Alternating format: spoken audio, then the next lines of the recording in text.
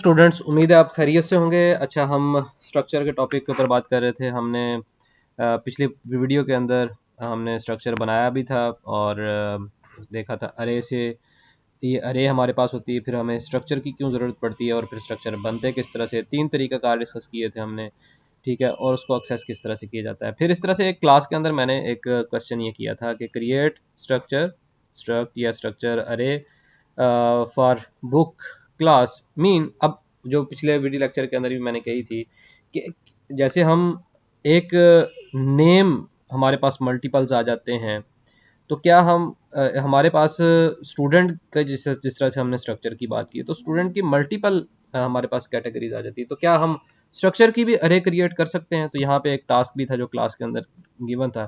तो क्या है जी, क्रिएट स्ट्रक्चर अरे for book class having name and price variables.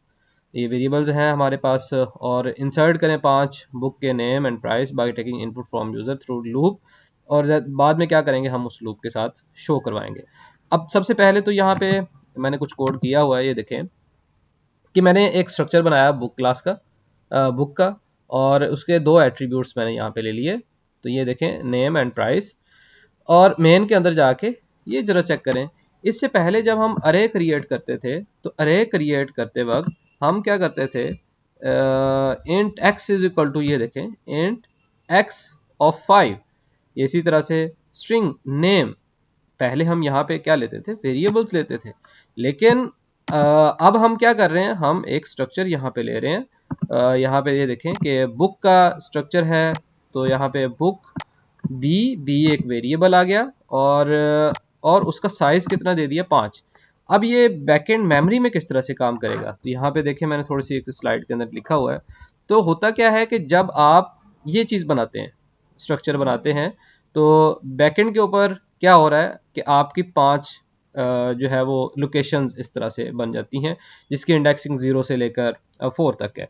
लेकिन स्ट्रक्चर में अब चूंकि यहाँ पे जो हमारे पास एट्रीब्यूट्स हैं वो या जो हैं वेरिएबल्स हैं, वो 2 हैं, नेम का भी और दूसरे का भी, प्राइस का भी। तो ये बेसिकली अब क्या करेगा, अब ये करेगा इस तरह से कि ये जो 0th इंडेक्स पे हमारे पास पड़ा हुआ है, 0th इंडेक्स पे ये क्या करेगा, अब इसको 2 पार्टीशन में डिवाइड कर देगा। इसी तरह से ये 1 इंडेक्स वाले जो हमारे पास होगी स्ट्रक्चर लोकेशन में, इसमें बी में, तो वो क्या होगा, वो भी 2 पार्ट्स में होगा। 2 वाला भी 2 पार्ट्स में होगा, 3 वाला भी 2 पार्ट्स में होगा, चौथे इंडेक्स पे भी जो चीज़ पड़ी हुई उसकी 2 पार्ट्स में होगी, जैसे कि नेम और प्राइसेस हैं। यहाँ पे हम यहाँ पे स्ट्रक्चर अरे, ठीक है। तो ये देखें कि हमारे पास उसी तरह से अरे है, लेकिन अब ये स्ट्रक्चर की अरे है, और स्ट्रक्चर में हमारे पास 2 डिफरेंट वेरिएबल्स आ सकते हैं। तो यहाँ पे देखें 2 डिफरेंट, 2 या 2 से ज़्यादा भी, इवन 3 भी होते तो आप यहाँ पे 3 पार्टीशंस करते, 4 होते तो यहाँ पे आप 4 पार्टीशंस करते 0 इंडेक्स पे। तो ये इस तरह से बैकएंड मेमोरी में और इनकी कंटिन्यूअस मेमोरी एलोकेशन होती है। तो हम इस तरह से करते हैं कि उसी तरह से अब फिर इसको एक्सेस कैसे किया जाए, बिल्कुल उसी तरह से जैसे हमने अरे के इस जगह को एक्सेस करना हो तो 0 के साथ, इस जगह को एक्सेस करना हो तो 1 के साथ। मैं यहाँ पे अब ये बी बन गया है। अब करके देख लेते हैं, बी ऑफ 0 डॉट, अब ये देखें खुद ब खुद दे रहा है नाम, नेम इज इक्वल टू मेरे पास सी प्लस प्लस प्लस, और बी ऑफ 0 डॉट ये प्राइस इज इक्वल टू 1 2 3। अब आपने अगर इसको सी आउट भी करवाना है तो उसी तरह से cout b of 0 dot name dot, ये खुद ब खुद सजेस्ट करेगा, देख, डॉट नेम, ठीक है।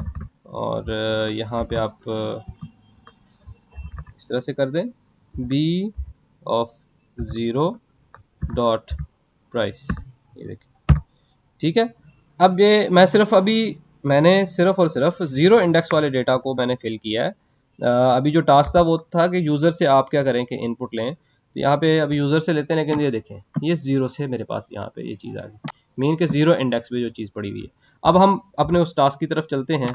तो वो क्या था जी, आपने एक लूप लेना है, int I is equal to 0, I less than 5, I plus plus.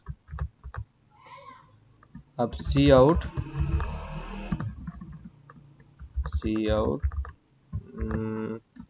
Enter book name is equal to, या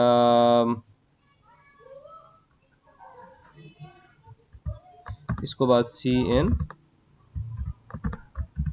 अब उसी तरह से बी ऑफ, अब यहाँ पे आई करेंगे, बी ऑफ आई डॉट, ये नेम मेरे पास आ गया। इसी तरह से सी आउट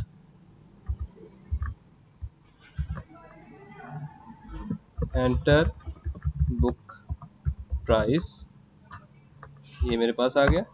और सी इन बी ऑफ आई, ये ज़ीरो नहीं आएगा बल्कि आई आएगा। आई की जगह पे आप ज़ीरो आ जाए या 1 आ जाए, 2 आ जाए, 3 आ जाए, 4 आ जाए, जो भी चीज़ यहाँ पे आएगी आई की जगह पे, यहाँ पे आप क्या करेंगे, अगर ज़ीरो आ जाएगा तो ज़ीरो इंडेक्स वाले पे नेम चला जाएगा, उसकी ज़ीरो पे प्राइस वाले पे चला जाएगा। ठीक है, इस तरह से आप क्या कर सकते हैं, ये 5 दफ़ा लूप चलेगा, ज़ीरो इंडेक्स के साथ, 1 इंडेक्स के साथ, 2 इंडेक्स, 3, 4, 5, 4 तक। ठीक है, लेस देन 5 है तो ये 5 हमारे पास इस तरह से डेटा सेट इसके आ जाएंगे। अब अगर मैंने ये करवाना हो कि उसको लूप के थ्रू प्रिंट भी करवा दूं, तो फॉर लूप चलाएं, int I is equal to 0। अब मैं आई दूसरी दफ़ा भी आई ले रहा हूँ, क्यों? क्योंकि इस आई की इस वेरिएबल जो डिक्लेयर यहाँ पे हुआ है, इसकी एक्सेसिबिलिटी इस बॉडी के अंदर है, तो ये वाला जो लूप आएगा इसकी यहाँ पे एक्सेसिबिलिटी है इसके अंदर, less than 5 I plus plus, ये मेरे पास आ गया। सी आउट तो बुक नेम, बल्कि लिखा हुआ यहाँ पे ये आ गया सी आउट में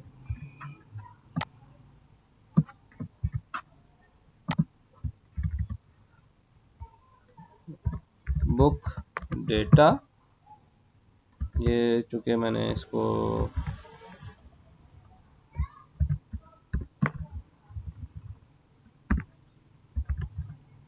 ठीक है जी, book data is equal to, यहाँ पे ये आ जाएगा बी ऑफ, अब ज़ीरो नहीं करना, यहाँ पे आई करूँगा ताकि जो लूप के अंदर पहले आई वाले ज़ीरो वाले को कर दे, फिर 1 वाले को, फिर 3 वाले को, फिर 4 वाले को, ये इस तरह से चलता जाएगा।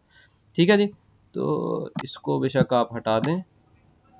ठीक है, अब ये इसको मैं रन करूंगा तो ये क्या करेगा, ये चूंकि अरे क्रिएट होगी है, लेकिन अब ये देखें अरे किसकी क्रिएट हुई है, बुक की। और बुक क्या चीज़ है, बुक एक स्ट्रक्चर है, तो ये यहाँ पे मेरे पास एक स्ट्रक्चर अरे बन जाता है। यहाँ पे 5, यहाँ पे मुझसे ले लेता है 5 बुक्स की वैल्यूज़ लेता है, नेम और प्राइसेस, और उसके बाद यहाँ पे उसको शो करवा देता है। तो लेट्स सी, देखते हैं कि हमारे पास यहाँ पे क्या कह रहा है जी, एरर किस चीज़ का आ रहा है, ये इस चीज़ का एरर। यहाँ पे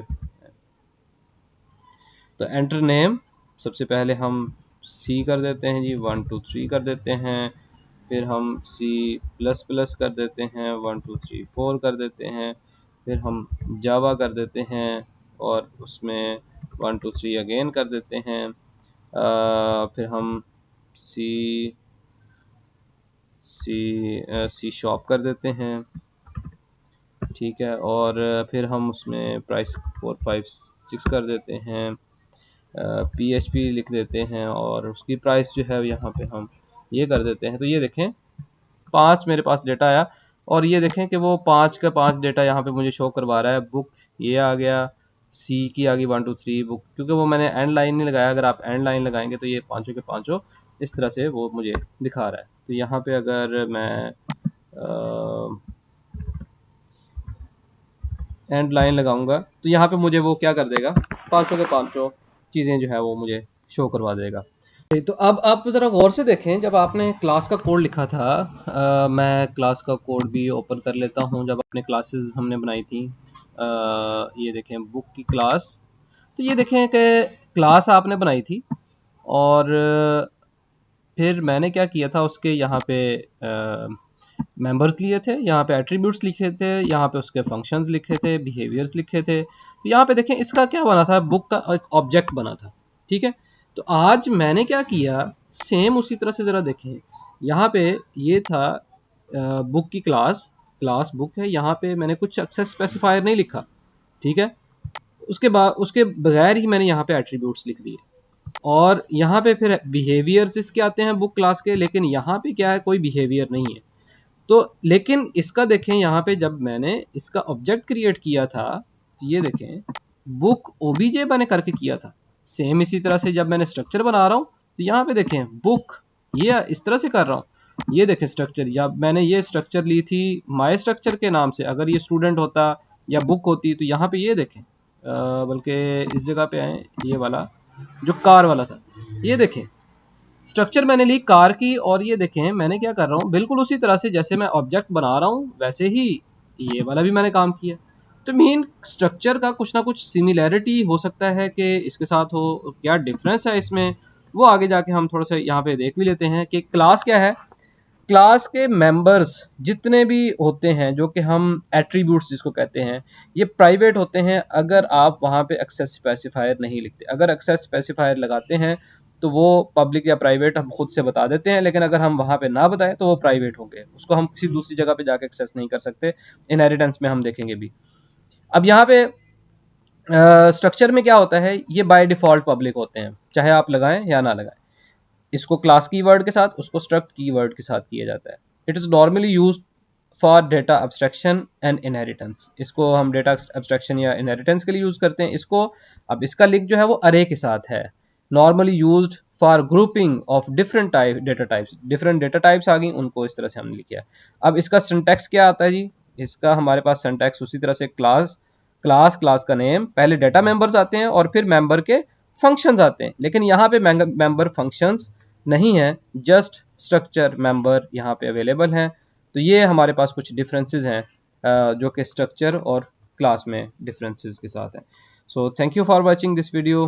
अगर आपका कोई क्वेश्चन है तो आप पूछ सकते हैं, यहाँ पे कमेंट कर सकते हैं, अदरवाइज आप गूगल क्लासरूम में जाके कोई क्वेश्चन पूछ सकते हैं। तो ये था आज का हमारा टॉपिक, जिसके अंदर हमने क्लासेस और स्ट्रक्चर के दरमियान भी डिफरेंस देखा, और स्ट्रक्चर की एक अरे क्रिएट हमने की, और उसका बैकएंड किस तरह से हमारे पास उसका मेमोरी एलोकेशन होती है वो भी हमने देख ली।